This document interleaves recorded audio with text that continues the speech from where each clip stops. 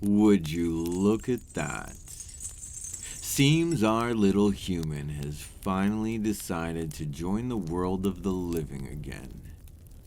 Did you find your strength again, dearie?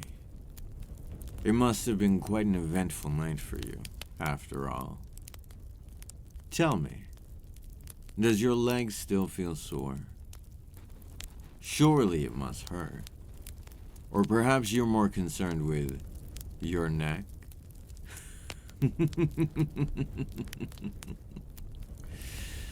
A bit of bruising is always to be expected, besides the puncture marks, of course. I recommend you get used to that feeling. Though, humans never had a reputation for particularly high pain tolerance. Perhaps I ought to be a bit more considerate of how fragile your kind's bodies are. And your minds, on top of that. I wouldn't be surprised if you felt a bit disoriented, considering you've been unconscious for quite a while. Oh, please, there's no need to be scared. I don't bite without reason. I wouldn't say no to another sip of your blood, of course. But it'd be no fun to overdo it when we've just started.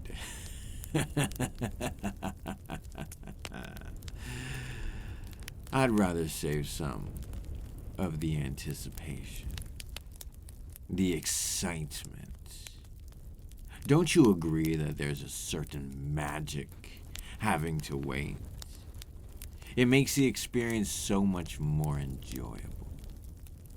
Imagine a child on Christmas Eve who simply can't wait to finally open its presents.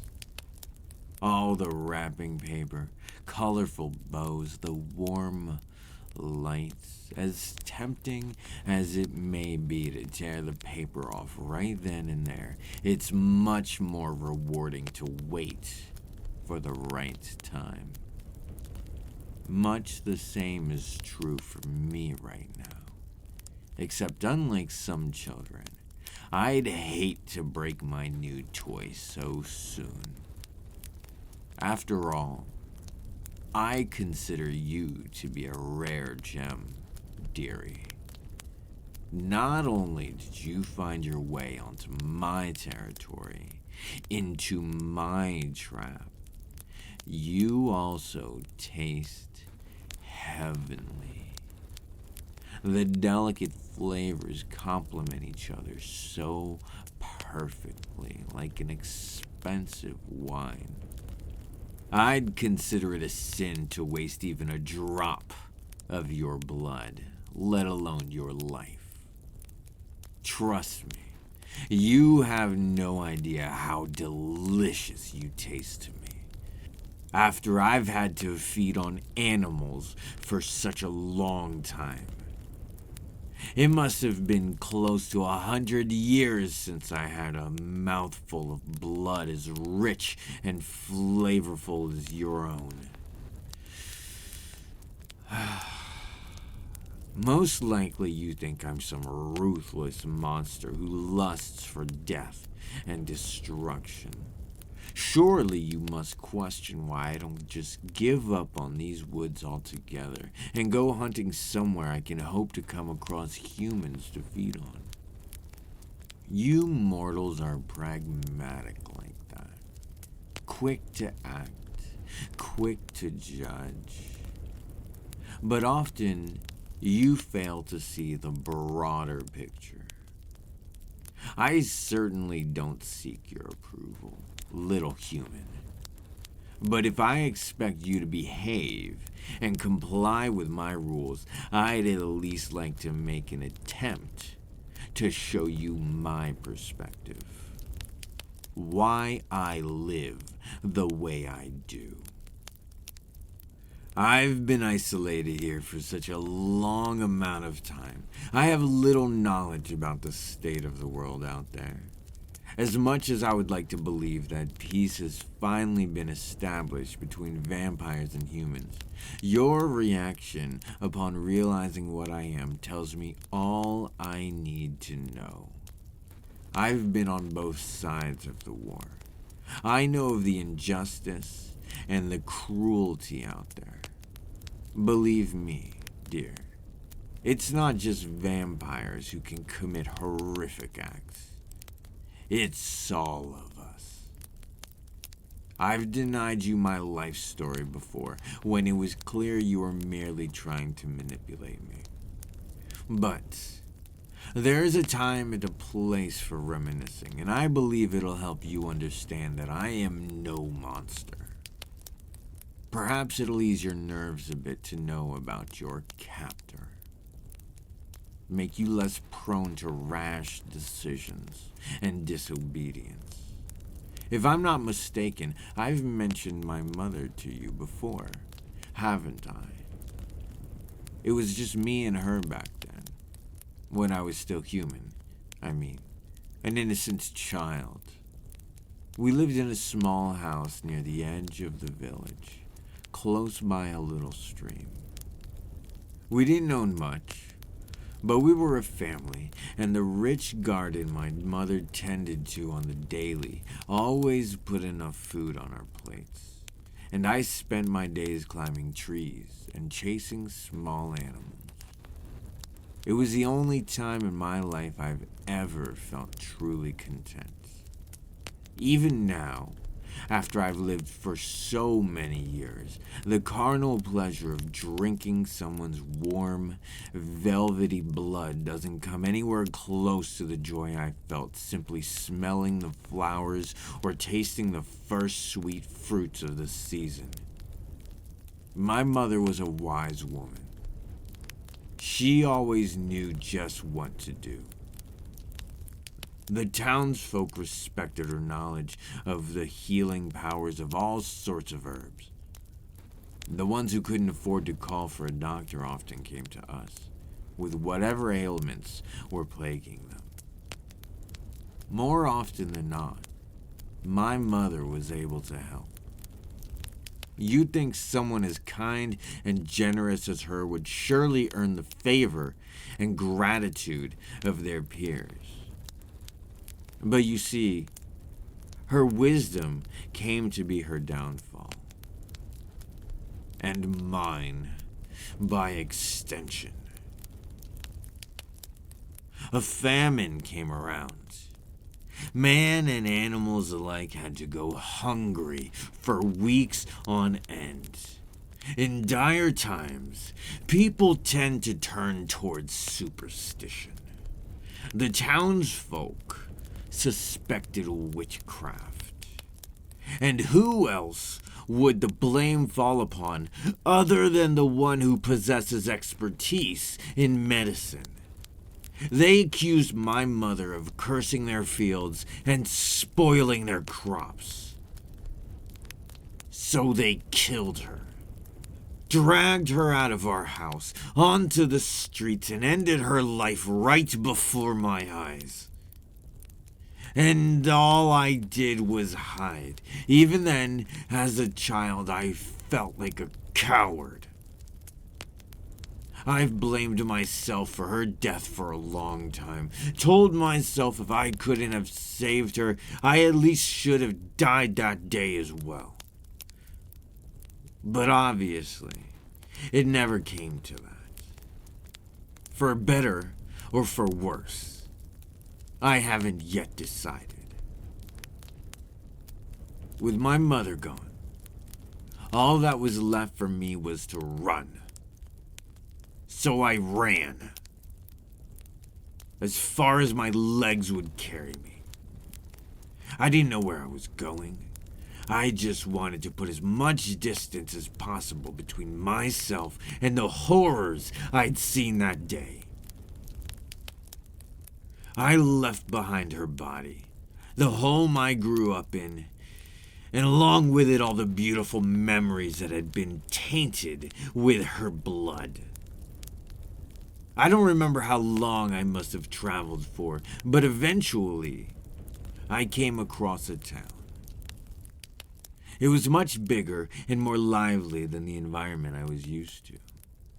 crowded enough to stay anonymous and keep myself fed by stealing a watch here and a bracelet there. I didn't enjoy being a thief.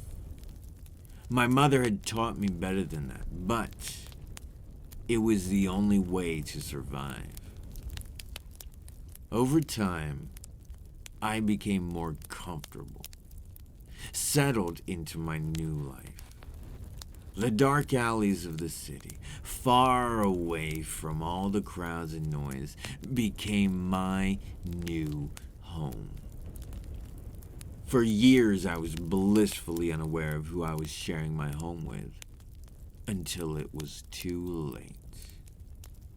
While I knew of the existence of vampires, their number and preferred hunting grounds were largely unknown back then. As I understand now, they had been roaming the streets of that particular town for quite a while. Just like myself, they enjoyed the anonymity of the crowds, the ability to simply take what they needed and vanish. Once again, I believe I was destined to die the day I was turned. It was the vampire's carelessness that led him to spare my life. Had he taken any more of my blood, surely I would have passed away.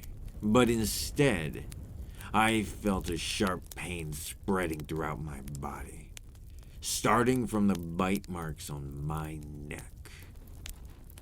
In case you're unaware, a human may only turn into a vampire if they're left with just barely enough blood to survive. When I woke up, nothing was as before. It is customary for a newly turned vampire to receive guidance from the one responsible for their doom. After all, it is no small task to keep a constant craving for blood under control, to not draw attention to yourself and your kin, to not let the monster you've become control you. However, I was never afforded the privilege of being taken in by my master. Even after I approached him, begged him to teach me, he couldn't care less about what he had done to me. I am not proud of the times that followed. I lost control over my hunger, gave in to any little craving, took the lives of so many innocent people. Bloodlust is a curious thing, dearie. Not only does it make you lose control in the moment, it's also an excellent excuse to justify your actions, to drown out any feelings of guilt that might arise when you hold yet another lifeless body in your arms. I lived like that for a long time, taking lives and never looking back, leaving a trail of blood wherever I went. I was convinced I had a right to alter the lives of so many mortals simply because of the injustice I had to endure in my own. As I know now, I was gravely mistaken. Surely you must wonder what could have possibly changed me. What could have possibly convinced a bloodthirsty monster to live deep inside of a forest almost as dangerous as itself? Even thinking about that night stirs up emotions vampires should be incapable of. I don't remember much of how the night began. The bloodlust drowned out any sensation but the rich, downy blood I felt on my tongue. Suddenly, the crimson-red fog in my mind lifted, and I found myself locking eyes with a small boy cowering in the bushes, my fangs still buried deeply in the flesh of the man before me. the way he was shivering, the look of pure desperation in his eyes, it brought back some of the sanity I thought I had lost forever. And for the first time in years, I realized I was tearing apart families, killing daughters, fathers, loved ones. I'd become just as cruel as the monsters who have taken my mother from me. But I knew it was too late to save the boy's father. He would have never survived to live as a human. If I had stopped drinking his blood right there and then, surely he would have turned. But at what cost?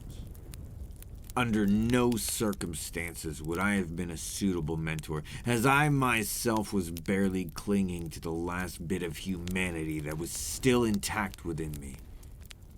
So, to turn this man into another vampire without a master, roaming the streets, possibly taking his own son's life as his first meal, I had to kill him. For the first and only time, I consciously ended someone's life. I drank every last drop of his blood, and all the while I couldn't bring myself to take my eyes off of that frightened little boy. I wasn't blinded by thirst. The bloodlust hadn't clouded my judgment. My only excuse, my only way of justifying what has happened is the thought that this was the best possible outcome.